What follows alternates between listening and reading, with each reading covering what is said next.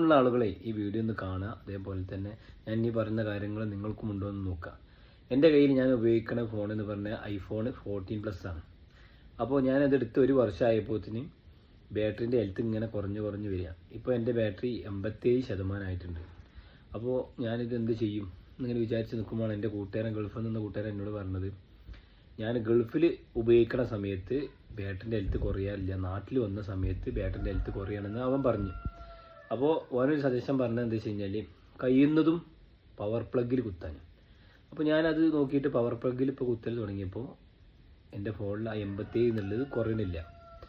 സാധാരണ രീതിയിൽ ഞാൻ സാധാ കുത്തി വെച്ചാൽ തന്നെ, അതായത് നമ്മൾ സാധാ പ്ലഗിൽ കുത്തി വെച്ചാൽ റൂമിൽ കുത്തി വെച്ചാൽ തന്നെ എന്താകും, ശതമാനം ഇങ്ങനെ കുറഞ്ഞു വരുന്നത് നമുക്ക് അറിയാൻ കഴിയും. ഇപ്പോൾ അവൻ പറഞ്ഞതിന് ശേഷം ഇപ്പോൾ 1 മാസം കഴിഞ്ഞ്, എന്നിട്ടും എൻ്റെ ഫോണ് 87% താഴേക്ക് പോയിട്ടില്ല.